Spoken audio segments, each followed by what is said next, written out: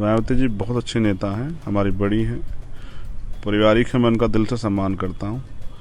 लेकिन आजकल किन्हीं कारणों से, या मैं समझता हूँ कि अब जब मैं काम कर रहा हूँ तो उनको, मुझे उनसे ज़्यादा या समाज को ज़्यादा उनसे निराश नहीं होना चाहिए। समय समय पे सब लोग काम करते हैं, उन्होंने अपने समय में बहुत काम किया है, आज किन्हीं कारणों से वो काम नहीं कर पा रही। नमस्कार, आप सभी दर्शकों का बहुत बहुत स्वागत है आज के हमारे इस वीडियो में। दोस्तों, दिल्ली विधानसभा चुनाव को लेकर चर्चा तेज है। उत्तर प्रदेश की सियासत में गहमा गहमी का माहौल है मिल्कीपुर उपचुनाव को लेकर। जी हाँ दोस्तों, और वहीं दूसरी तरफ सोशल मीडिया, बड़े बड़े राष्ट्रीय चैनल पर महाकुंभ प्रयागराज पर ऐसी चर्चा तेज है, ऐसा मानो लगता है कि महाकुंभ और प्रयागराज के अलावा हमारे देश में कोई और मुद्दा है ही नहीं चैनलों पर चलाने के लिए। जी हाँ दोस्तों, ये बड़ी खबर है, एक बड़ी खबर निकल कर आ रही है उत्तर प्रदेश से कि बहन कुमारी मायावती अपने सभी बड़े बड़े नेताओं को एक्टिव कर चुकी हैं दिल्ली विधानसभा चुनाव को लेकर, और दिल्ली विधानसभा चुनाव में अपने 70 सीटों पर कैंडिडेट उतार दिए हैं। और एक तरफ चंद्रशेखर आजाद हैं जो ये भी कहते हुए नजर आते हैं कि एक समय आएगा जब बहन कुमारी मायावती मुझे अपना उत्तराधिकारी घोषित करेंगी। जी हाँ दोस्तों, ये कहते हैं कि शायद बहन कुमारी मायावती मेरी परीक्षा ले रही हूँ, और दूसरी तरफ ये भी कहते हैं कि मेरी लड़ाई तो अपनों से है। तो ये समझ नहीं आ रहा है दर्शकों को कि क्या आखिर चंद्रशेखर आजाद चाहते हैं। एक तरफ तो बहन कुमारी मायावती को अपनी नेता बताते हैं, अपने गुरु बताते हैं, और दूसरी तरफ उन्हीं से लड़ने की बात करते हैं, उन्हीं के वोट को हथियाने की बात करते हैं। पर टिके हुए हैं या मतलब क्या क्या कहेंगे? देखिए, मायावती जी मेरा द्रोणाचार्य से आज से गुरु के रूप में है।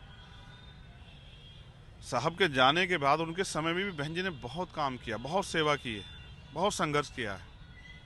उनके लोग नहीं जाते, उनकी पार्टी के लोग, उन्होंने जेलें भी काटी। मैं उनका कल भी सम्मान करता था और मैं उनका आज भी सम्मान करता हूँ। किसी नौ सिक्के की वजह से मेरे मन में उनके सम्मान के लिए कमी नहीं हो सकती है। वो चाहे राजनीति में कामयाब होना हो, लेकिन जीवन भर मेरे मन में उनके प्रति सम्मान रहेगा। उनके कार्य का सम्मान कल भी था और आज भी है। मैंने कभी उनको कभी नहीं, और मैं सपने में भी नहीं उनको कभी बुरा कह सकता हूँ। लेकिन मैं आपसे ये कह रहा हूँ, इन्हीं छोटे लोगों को अपने पैरों पे खड़ा करने के लिए तो बाबा साहब अम्बेडकर ने लड़ाई लड़ी, अपने बच्चों को कुर्बानी दी। माननीय काशीराम साहब ने अपना पूरा जीवन समर्पित कर दिया। जी हाँ दोस्तों, भाजपा कांग्रेस पर खुलकर बोलते हैं चंद्रशेखर आजाद, आम आदमी पार्टी पर खुलकर बोलते हैं चंद्रशेखर आजाद, तो वहीं बहन कुमारी मायावती को खुलकर क्यों नहीं बोलते हैं? क्योंकि बहुजन समाज मायावती के साथ भावनात्मक रूप से जुड़े हैं, और इसलिए शायद यही वजह है चंद्रशेखर आजाद बहन कुमारी मायावती पर खुलकर नहीं बोलती हैं। लेकिन हाँ, खुले तौर पर चंद्रशेखर आजाद ये कहते हुए नजर आए हैं, मीडिया इंटरव्यू के दौरान चंद्रशेखर आजाद ये कहते हुए नजर आए हैं कि मेरी लड़ाई तो अपनों से है। चंद्रशेखर आजाद दिल्ली विधानसभा में अपने कैंडिडेट उतारे हैं, और मिल्कीपुर उपचुनाव में चंद्रशेखर आजाद ने एक ऐसे कैंडिडेट को उतारा है जो कि समाजवादी पार्टी के कद्दावर नेता रह चुके हैं। जी हाँ दोस्तों, समाजवादी पार्टी का एक तरह से मिल्कीपुर उपचुनाव में कहीं ना कहीं बड़ा झटका लग चुका है, और सपा का गढ़ माना जाता है मिल्कीपुर। तो दोस्तों, लगातार समाजवादी पार्टी मिल्कीपुर से जीतती आ रही है। भाजपा का वहां पर कोई दाल नहीं गला है, और अब अगर आजाद समाज पार्टी मिल्कीपुर सीट जीत जाती है तो आप सोचिए कि चंद्रशेखर आजाद का क्या रुतबा होगा। जी हाँ दोस्तों, जिस प्रकार से चंद्रशेखर आजाद नगीना से सांसद हैं, अगर तो दोस्तों दिल्ली विधानसभा में 23% दलित वोट परसेंटेज है, और उसी पर सेंधमारी करने की कोशिश कर रहे हैं चंद्रशेखर आजाद। जी हाँ दोस्तों, जिस प्रकार से दलित शोषित पीड़ित समाज बहुजन समाज पार्टी का वोट बैंक रहा है।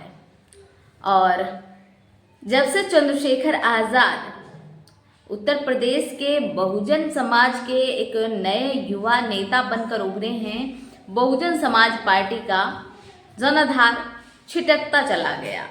तो ये कहीं ना कहीं जो चंद्रशेखर आज़ाद का वोट परसेंटेज है वो बहुजन समाज पार्टी से छिटककर चंद्रशेखर आज़ाद के पास आया।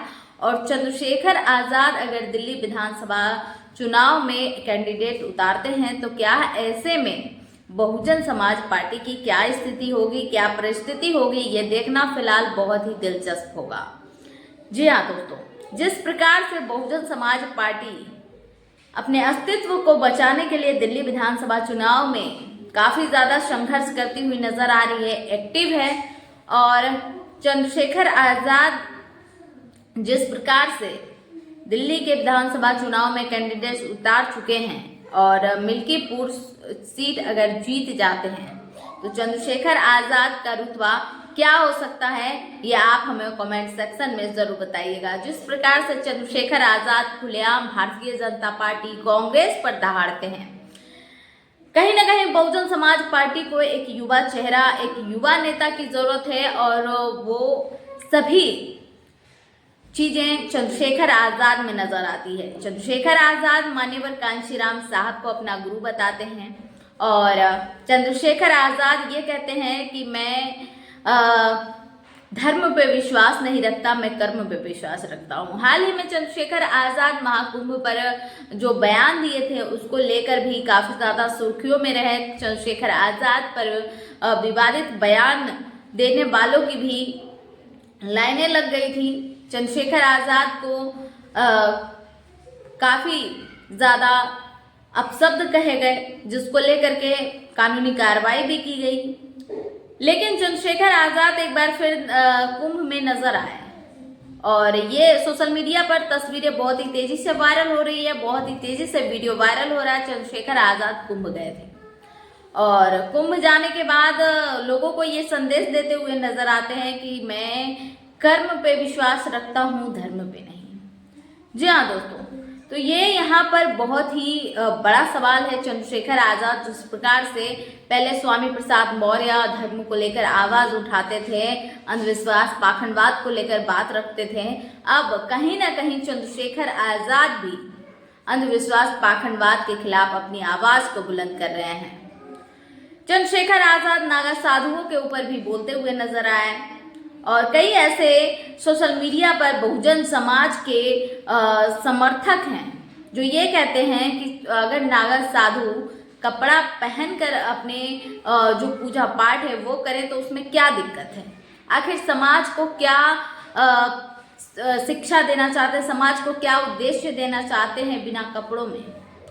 जी हाँ दोस्तों, तो ये एक बड़ा सवाल है जो कि युवा पीढ़ी जानना चाहती है। और जिस प्रकार से अगर आप YouTube पर भी नागा साधु का अगर आप नग्न थंबनेल लगा दीजिए तो YouTube अपने गाइडलाइंस फॉलो करने के लिए बोलती है और बिना ब्लर किए अगर आप उस चीज़ को लगाते हैं थंबनेल में तो YouTube भी उसे एक्सेप्ट नहीं करती है। तो दोस्तों, रही बात नागा साधु की, जिस प्रकार से नग्न अवस्था में रहते हैं, ये कहीं ना कहीं गलत है। और रही बात पूजा पाठ की, तो उनकी आस्था है लेकिन उन्हें वस्त्र पहनकर करना चाहिए, क्योंकि जिस प्रकार से समाज में कुरीतियाँ, अशांति और न जाने कितने सारे अपराध होते हैं, तो इस पर कहीं ना कहीं इस चीज़ को बढ़ावा देती है। और फिलहाल आपका इस पर क्या राय है, क्या प्रतिक्रिया है, आप हमें कमेंट सेक्शन में ज़रूर बताएं।